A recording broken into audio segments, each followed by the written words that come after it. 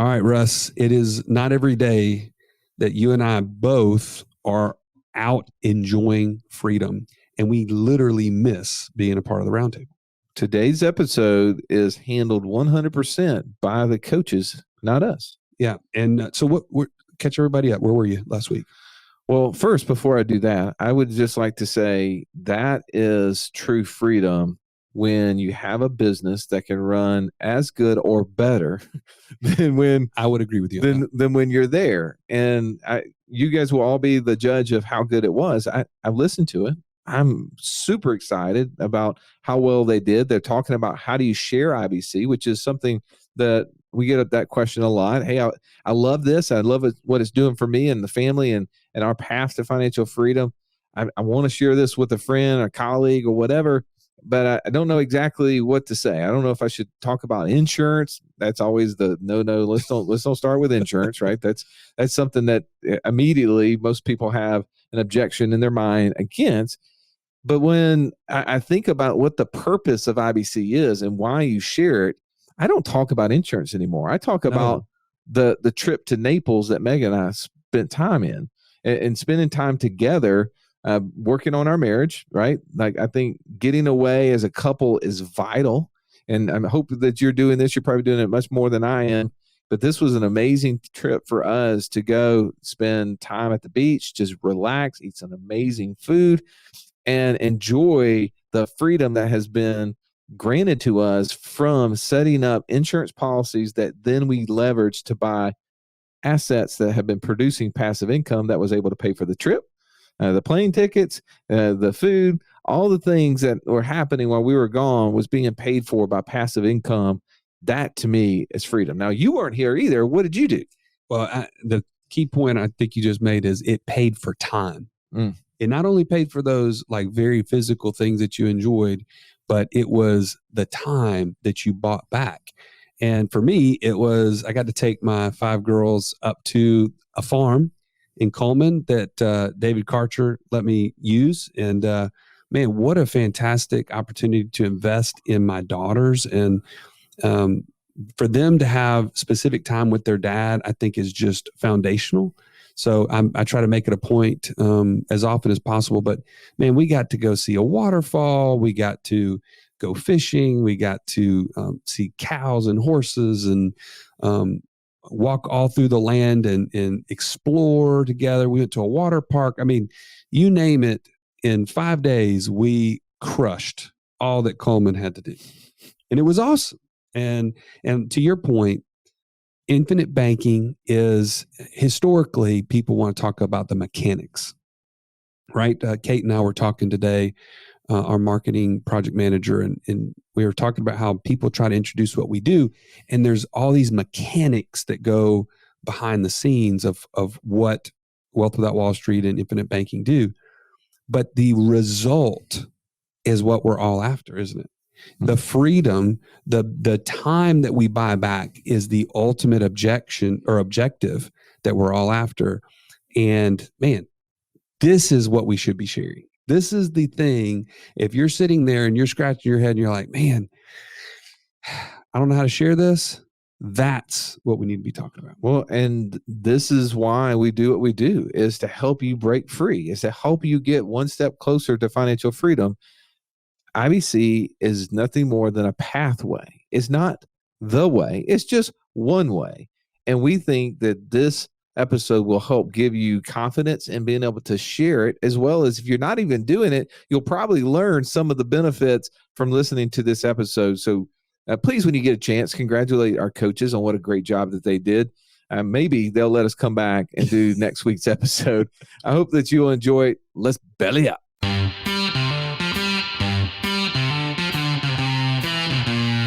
Welcome to the Wealth Without Wall Street podcast, your guide to understanding how to get out of the Wall Street rat race and start your own mailbox money lifestyle. Now, don't let these handsome Southern draws fool you. These financial minds are teaching our country to enhance savings, increase cash flow, and create passive income, all without the help of Wall Street.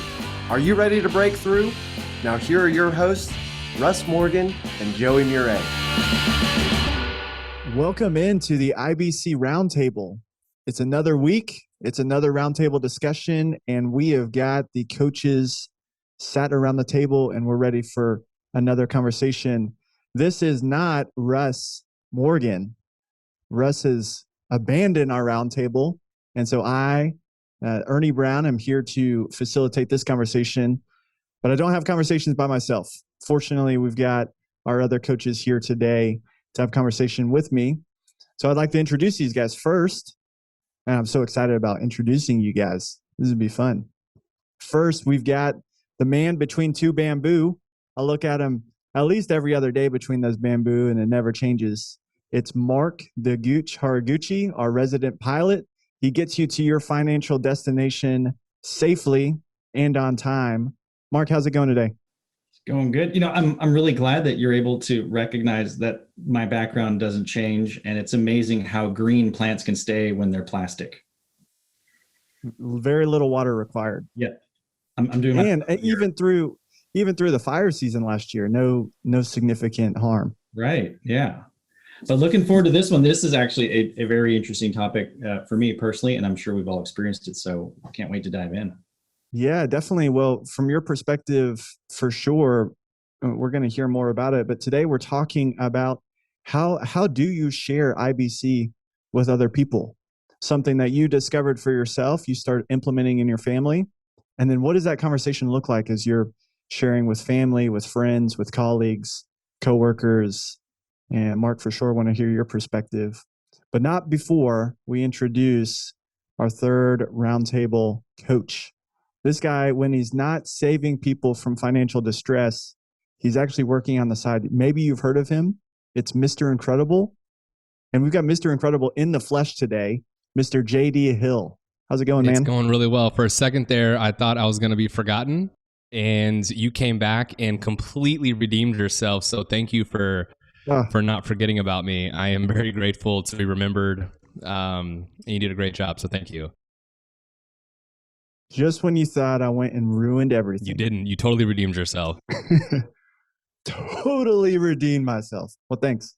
JD, what do you think about this topic from your perspective as we talk about our own experiences for sure, but in general, what would be maybe your initial first take on the subject of sharing IBC with other people? Yeah, I'm sure it's similar or not too dissimilar to other people. For me, I come out of the traditional financial planning background. So I started in this career right out of college with a big box financial planning firm, Fortune 100, world's most admired. And I learned how to do traditional financial planning from that perspective.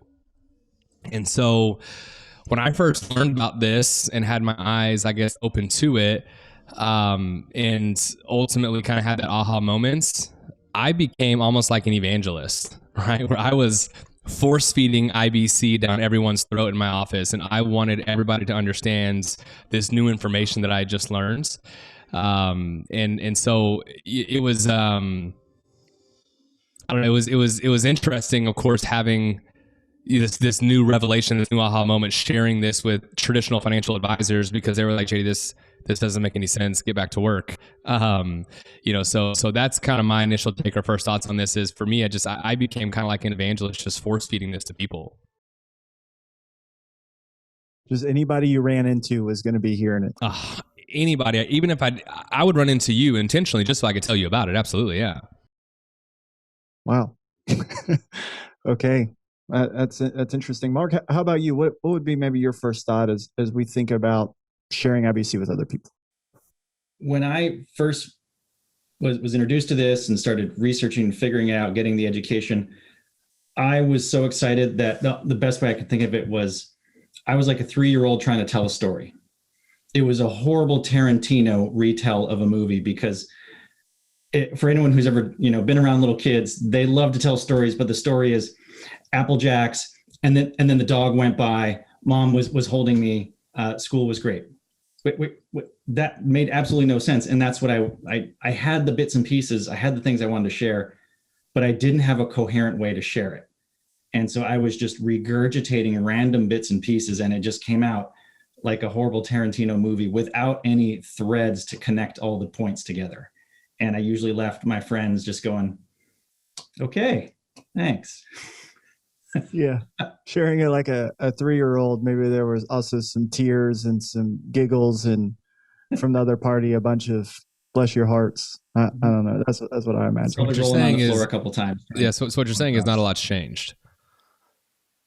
True, right. As anyone who's worked with me can attest, I'm still all over the map. Yeah. Ernie? Well, for me, I remember. Well, I'll ask this question, and I'll share my experience. JD, coming out of that financial background, did you start sharing this as you started to grasp some of these concepts of infinite banking? Did you ever share this with your clients before implementing this yourself? I'm just curious. When did this started? When did you shift your planning for the people that you were serving? Instantaneously.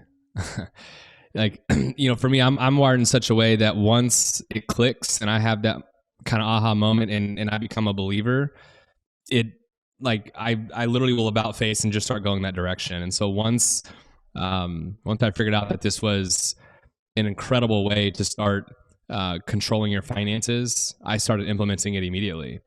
And then started implementing it immediately in my own personal life. Yeah, that makes sense. I was just curious, and I suspected when you learn something good, you want to share it pretty much immediately, right? If there's something that you really like, of course you've got to go talk about it. And in some instances, you find something really cool, you want to go brag about it. That's another story. Well, and just like for me, I was pretty similar. Well, I'm sorry to interrupt, but yeah, just like how I share about my carnitas burger, right? Like that is something that I want everybody to be able to experience because it is such a delicious burger. Yeah, and you get on these calls, you have to explain yourself what you're eating because it's more often than not you've got one of those things live. That is very true. Yes. Yeah, I was sharing this pretty much instantaneously as well, and pretty early on, it was a lot of passion, not a lot of knowledge, and so Mark, I can relate. I feel like maybe I was spewing some things around. I remember, particularly after I learned this, I went and visited my family, and it was, let's get down to business, right? I've just learned this amazing thing. We need to have a family meeting. This is going to be serious. And I remember drawing out, this is how banks make money. Money comes in and they pay a low amount and it gets lent out and they earn a high amount. And therefore, if you do this yourself, we're going to be rich. And sharing all these other concepts about life insurance and death benefits. And at that point, I think they started to get concerned. Like, why in the world do you want to buy a bunch of death benefit on us? That didn't make sense. And yeah, that went terrible.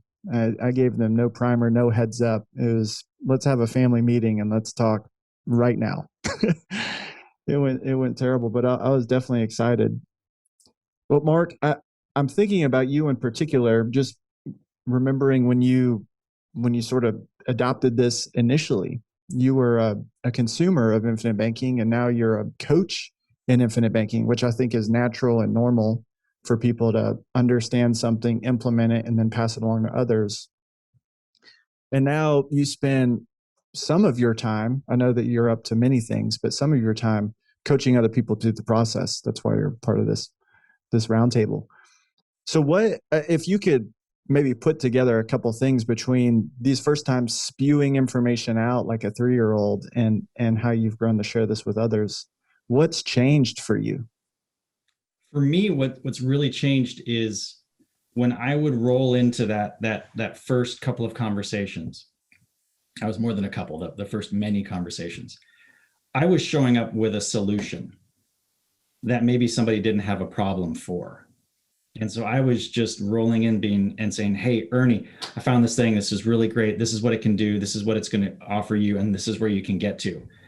Never once trying to figure out, hey, Ernie, what's happening in your world today? What are the challenges you're facing today? What is the reality of you today? And where are you trying to get to, really? Because if we can connect with our audience, right? Our friends, our family, and whoever, and really take a moment to find out what's happening in their world, and then share with them, well, hey, you know what? More than likely, I've probably got some similar challenges like you. This is what I've implemented. This is what has worked for me. Does that seem like something that would be interesting to you? And so that's why I think sometimes we talk about teaching IBC to our friends versus sharing IBC with our friends. I think sharing is a much more comfortable way to do it, because I'm not telling you that what you're doing is wrong. I'm just sharing with you what has worked for me. And if that's something that resonates with you, man, I would love to tell you more and pull you into the weeds with me. Because I'm deep in the weeds. For everyone who's ever worked with me, I have to pull myself back because I want to get off on tangents and all that other stuff like I'm doing right now. So, okay.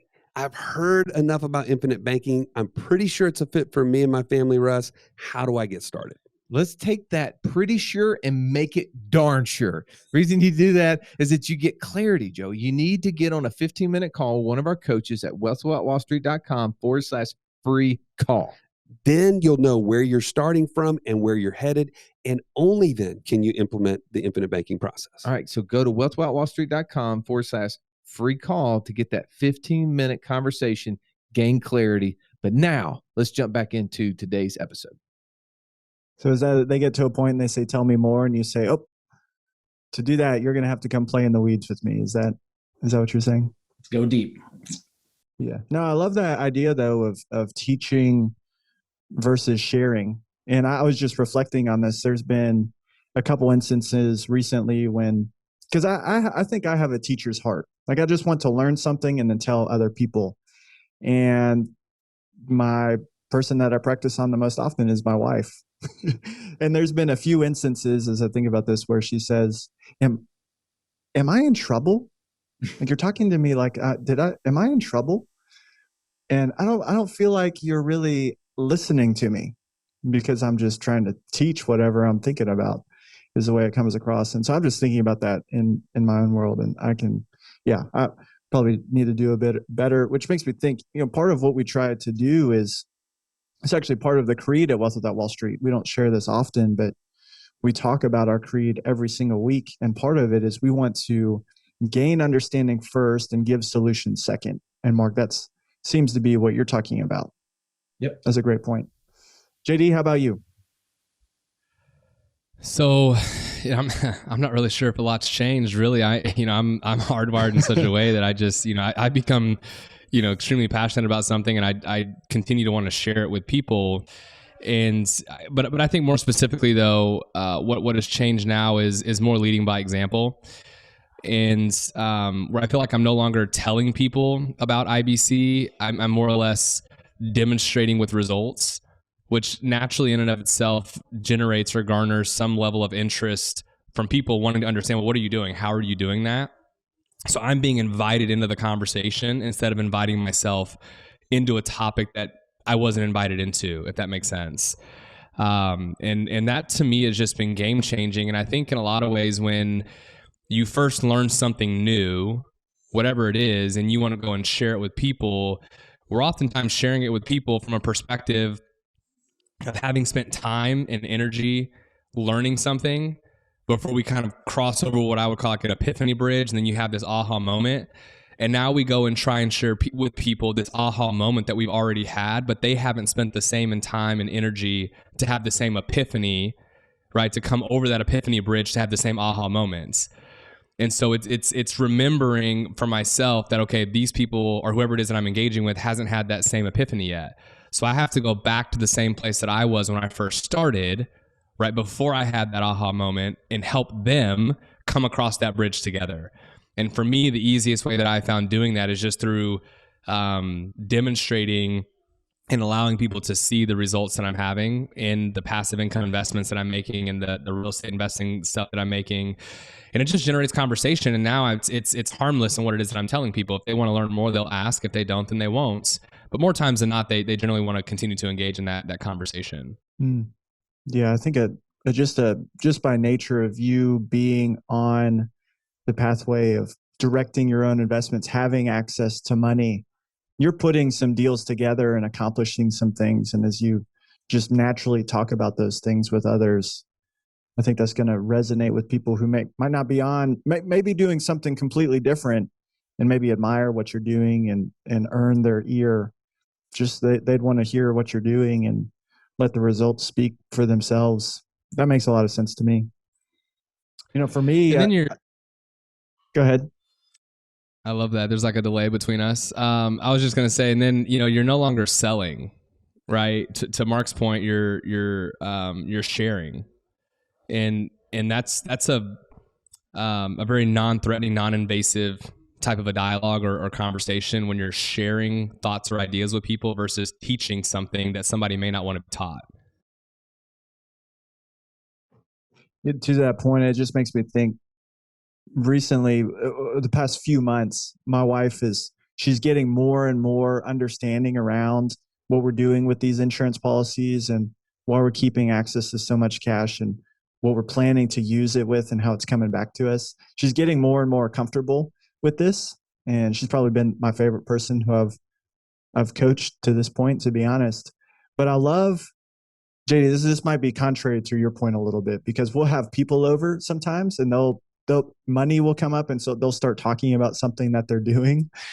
And Caroline, maybe to a fault, will just tell them the truth.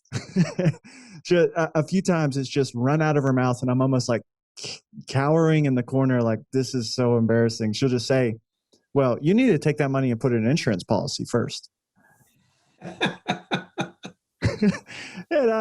it opens the door for me to start my questioning. I want to ask questions and get more understanding of that. But that definitely, if I'm trying to open the door with questions, she's running through it with a statement, and I love that. So I know that's not what you're talking about. I can relate. I can relate so much that my bride is very similar to that. She's like, well, we just borrowed against our insurance policies, and people are like, what? Right? And it's different when your spouse is sharing it versus when you're sharing it, because they have nothing to gain or lose necessarily. For them, I work from home. As you can see, this is my house. So my wife hears my conversations every single day in and day out. So, she literally hears me on repeat almost, where she can almost probably have my meetings for me. And so in those types of conversations, Ernie, as you're mentioning, and we have friends or family or whatever it is that's over, my wife is sharing some of these concepts and things with people, and she's speaking very plainly. And it's always fast. I'm like, oh, honey, you got to tee it up a little differently. But for her, it's just communicating what we're doing in a very raw, authentic way. And I appreciate how she shares it, right? Because I think a lot of times, even for those that are on the call or listening, is we tend to get in our own heads, right? We tend to talk ourselves out of something instead of just speaking plainly. And I think in a lot of ways, people appreciate just, being somewhat matter of fact and communicating directly with what it is. Mm. Yeah, no, I love it. Well, I can imagine to the person listening to this saying, maybe this gives me a little bit more confidence. I've had some experiences sharing before, and I'm glad that I'm not the only one who threw up on somebody else. that might be something this person's thinking, but maybe let's get a bit more practical, because we thought about this, and I think this was even good for us to think about as we're coaching people consistently on IBC. But let's do a little bit of equipping. Let's make this practical. And we thought, let's talk about things that we should do more of when we share IBC and our strategies with passive income with others. What things should we do more of? And then let's talk about things that we should do less. So, Mark, I'll start with you. When we're talking to people about IBC, we want to share IBC with other people. What should we do more of? What is something? One of the areas I went to was impressing on your audience that this is a process, not a product.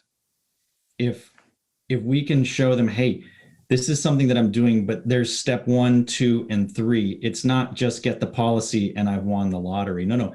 This is a process. This is a mental shift. This is a change in how I look at finances, how I do my finances, how I use money, how I'm a steward of my money. And so it is a fundamental shift of how you're going to approach stuff. So it is a process versus just a product. So maybe you're saying when you're talking about people talking to people about IBC if you're only talking about whole life insurance. Maybe we've gone astray. Is that what you're saying? Yep, definitely. There's a bunch of things moving in this, and you don't want to bog them down with, like I do, take them too far into the weeds too early.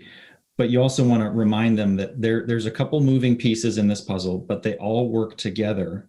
And if we put them together the right way, we can have a system and a process that's going to move us a lot closer to that destination, which is what we ultimately want. Okay, I can get behind that. JD, how about you? What is something that we should do, that we can do more of? I would say don't make it transactional, right? In a lot of ways, we I guess that's what not to do, but do more of is connect it to what people ultimately want. And I think in a lot of ways, whenever we're engaging with people, quote, around the water cooler, if you will, and talking about what we're doing, we tend to get off into the weeds and talk about products instead of what we're doing with those products, which is we're achieving financial freedom. And we have to make it about what we're accomplishing with the tools that we're using. You know what I mean? You don't talk about how cool a hammer is, right? You talk about how cool the result is that you got from using the tool. And so I think we have to do more of connecting it to what we want, which is financial freedom. It's taking back control over my finances so that I can be on a pathway to get to financial freedom before age 65 or 70 or 75. Yeah, I love it. And I remember a few times, I've seen videos of this, but also I can remember sitting with Nelson, who came up, he put the words infinite banking concept together. He came up with the idea, and I remember him multiple times saying, given a short amount of time, and what we would think a lot amount of time, right? He would do 6 to 8 hour seminars. And even then he would say, that's not enough time. He would say, how can I get it into someone's head what infinite means when we're describing this concept? Because we've got an immense use of cash in our lives and lots of ways that we can use it, lots of things we want to use it for. How can I explain this concept to someone in 5 minutes? So I take that in my head and I kind of boil it down to this. And I remember a guy I went to college with, I think we went and played golf, and we were standing in my garage and just talking, and some money came up, and I shared with him a little bit about what Wealth Without Wall Street was and what I was doing with infinite banking. And I remember maybe I was tired, but this is a conversation that went well, and he's now doing really well with infinite banking. And I love the trajectory that he's on, him and his wife now. And I remember just kept it simple, right? Just going to talk about a couple things. I didn't throw up. And again, I think maybe it was because I was tired into the day, but just shared a couple things and then followed up. Hey, if you're interested in this, then there's some resources that I can get to you. And so ultimately I asked him to, actually, I think I lent to him a copy of my Becoming Your Own Banker book. And so keep it simple, offer a few basic ideas, and follow up with a resource. So in the vein of resources, what are some resources you guys have used that's been helpful for people? I like YouTube videos. I'm a big fan of, rather than asking you to commit to a 30-minute podcast or a 60-minute podcast, which I probably really like, we now live in short attention span theater world. And I like a quick YouTube that'll get the information out in about 3 to 7 minutes. And my personal theory is, if you can't devote 3 to 7 minutes to potentially changing your life, then I'm sorry. So what would be a good YouTube video then? I always thought the cars, the sister cars example was really good. And then Russ's other one, the true cost of using cash. Okay. So those are a couple specific videos on the Wealth Without Wall Street YouTube channel. Yep. Okay. Got it. Yeah. Like that. JD, how about you? A helpful resource. Helpful resources, Becoming Your Own Banker, the book, Nelson's book. I mean, it's foundational, I think. Our IBC 101 course, I think, is absolutely fantastic in giving you some great foundational pieces and bite-sized pieces to be able to start consuming high level, right? The concept of IBC. And then, I would say also scheduling a 15-minute call, right? I think that's also a really, really great resource to be able to engage and ask questions with one of us. On the other side, it's free. It doesn't cost you anything. And it's a great way to get some of those questions answered and to see if IBC is even a direction that is a good fit for you at this particular present time in your life, because it may not be, and that's okay. But at least you'll have some more clarity on that, which is the purpose of those 15-minute calls, is for you to gain clarity during that 15 minutes. Okay, good. So I think what I'm hearing there is if you get in a conversation about money and infinite banking, you're able to share something with them.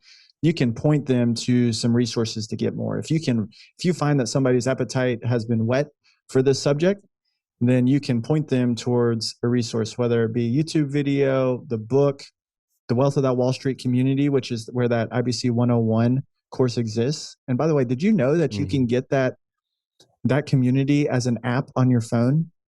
Literally, the Wealth Without Wall Street app gets you right into the community, and it's free to join. But not only that, if you want to share the community, you can go in there and invite. You just put in somebody's email address, and it sends them a link to join the community. And then they can schedule a free call inside the community. They can also do that by going to freecall.wealthwithoutwallstreet.com and point them towards people who can take the conversation to the next level, provide additional resources and follow-up. That's good. So here's a great thing about the booking a call is it's like a box of chocolates. You don't know which coach you're going to get. And that's the fun part, is you don't know which coach you're going to get. It could be a little bit like speed dating in that sense, I guess. That's right. But they're all 10s, right? So that's the good thing, is that everybody is a 10. I'd buy that box. Yeah, you would. Okay, a couple things, and then we got to jump into our roundtable because we got to hear from others. We're going to have a discussion on this in a second, which, by the way, if you're listening to this and you haven't joined our Inner Circle, that is a group inside of our community where each week we're doing this roundtable, but then we're also doing coaching. And you can join that today. There's a 7-day free trial by going to wealthwithoutwallstreet.com/inner circle. You can sign up and join and be a part of this conversation live next week. Before we go there, maybe a couple quick things on do less. As we share IBC, what things should we do less? JD? Yeah, let me start. Thank you. I would say stay out of the weeds, number one, to Mark's point that he'd mentioned earlier. And this is a really great quote. It says, if you don't understand the concept, then the details don't matter. But if you understand the concept, then the details don't matter. And I think that's really powerful because, again, it's keep it high level, right? If you stay out of the weeds and attach it to the main thing, the end result of what we're all trying to accomplish, financial freedom, you never get lost in the weeds. And so that would be my thing, is do less of is stay out of the weeds. I'm going to take one of those weeds. Do less talking about rates of return. That is a weed for sure. Because the reality is we are using whole life insurance policies to store cash, and they do earn a rate of return, but it's not amazing. It's not worth comparing to where most people put their cash long term. And if we get into this, it can become a contest over, but I could earn better if I put my money elsewhere. And now we've totally missed the point of our cash has got to reside somewhere. And then we're going to use it for deals, and it's got to come back. The rates of return can be one of those weeds. Mark?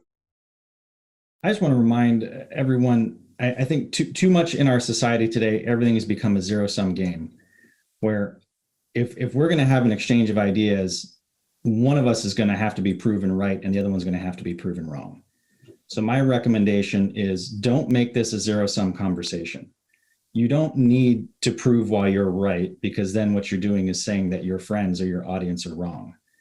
Feel free to share what you're doing, share what you like about it, And if they disagree, well, we can always agree to disagree. Like JD said, this may not be the right time in their life for this. They may not be ready for the information. Not everyone is at a point where they're ready to do certain things. But if we share it, and we share it in a way that comes from a good place, and that we don't want to overstep our boundaries and make it uncomfortable and say, well, what you're doing is wrong. No, just share it, what's working for you. I guarantee you, your friends cannot unhear that. And for the rest of their time, as they walk through their lives, that little bit's going to be back there somewhere. And I have a great example of a friend. I shared it with her several times over the years. Just as a group, we had a financial group. We'd get together. We'd talk about different business things, investments and whatnot. And I would constantly share this, but it never quite resonated with everyone else at that moment until last year, when that friend called me up and said, hey, so this whole infinite banking thing, are you still doing that? Yep. Okay, tell me more, I'm ready. So that to me was the epitome of share it, come from a good place. When they're ready, when they want it, they'll know where to come. Yeah, I love that a lot. And to me, that lends to just the idea of people really only care about one thing, and that's results, right? And so share the results that you're having and the successes that you're having. And that's going to speak enough volumes for it in and of itself. It no longer becomes this philosophical concept. It becomes real life. Wow, you actually did that? Tell me more. You know what I mean? And so share the results, share the successes, share the wins and the things that you're actually doing to implement with your policy. And that's going to get people wanting to engage more. Agreed. Wow. I'll be honest, I have nothing to add past that. You guys crushed it. So thank you so much for your wisdom. We have to run. We've got to jump into the inner circle now. We've got people who have got ideas of their own to share with us and maybe some questions to ask. So as you listen to this, thank you as always for listening to this podcast. I hope that this helps you become your own banker on a deeper and deeper level. And if you have not joined our inner circle, I'll just encourage you one more time, because the show's not over yet. The best is yet to come as we go into the inner circle. We definitely got to get out of here. So as always, have an amazing week. This has been the Wealth Without Wall Street podcast. Don't forget to subscribe to the show to break free of the Wall Street mindset and begin building wealth on your own terms in places you understand, so that your wealth will never run dry. See you next episode.